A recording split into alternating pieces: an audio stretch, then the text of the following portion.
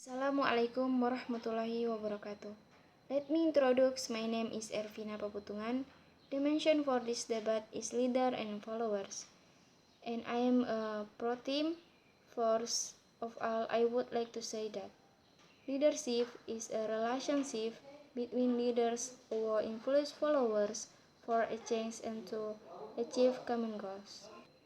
A position will not make him a leader. Only a person's behavior determines whether he or she can get a leadership position. The good leader is not born, but he is made. The concept of leadership is much broader than management. Management focuses on achieving organization goals for leadership. When a person tries to influence an individual or group, leadership is a process others to achieve goals. Followers and leaders are different but have reciprocal roles. Effective followers are just as important as effective leaders. A leader must have followers to lead, for example, in politics. Leader of political organization usually have a reliable charisma that seems to have magnetic power, so that they can strike attention and be effective in gathering followers. A leader has the belief he must produce something. He does not want to act speculative and without direction. Carefully and consciously, he wants his group to achieve goals. This applies to all groups, from just play groups, swing groups, to well-known community organization. The leader is determined to bring his group to a goal. A leader will only gain followers if he has something that can increase his followers. The most objective tool is the example set by the leader. 3-4.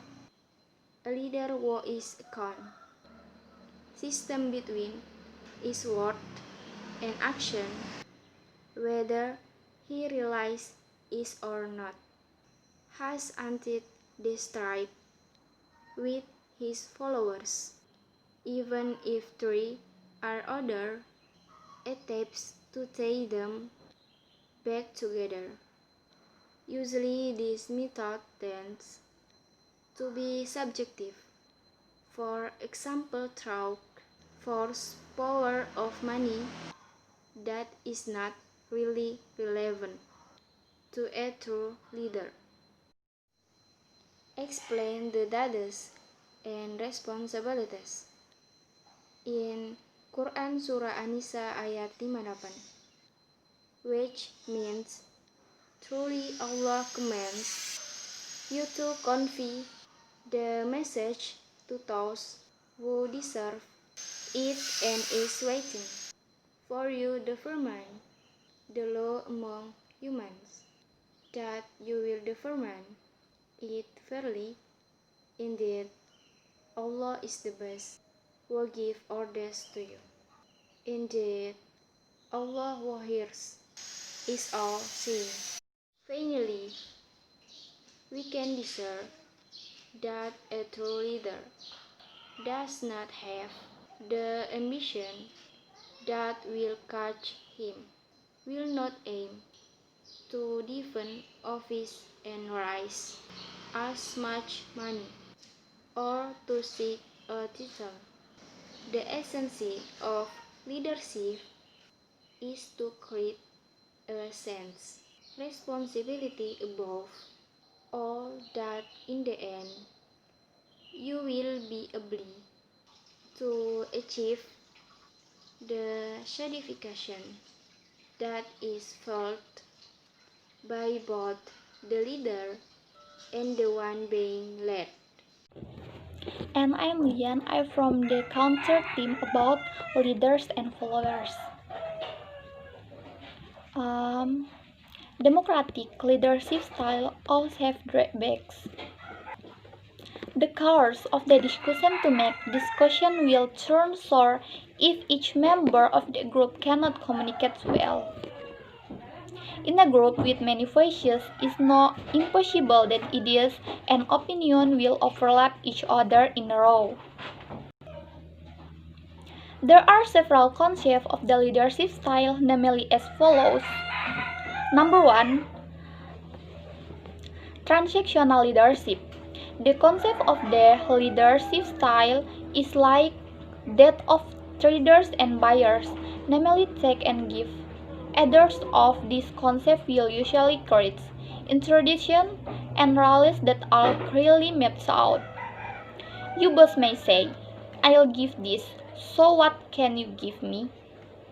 This sentence makes it clear that what they give you should be worth the contribution you make. The good thing is this style minimizes confusion in the team because expectation and text are well met. On the contrary, a stiff work environment can limit innovation and creativity in a team. Number 2, transformational leadership. The boss who always crave innovation, brilliance, crazy ideas, and always impartition are those who adhere to the concept of transformational style under a transformer leader.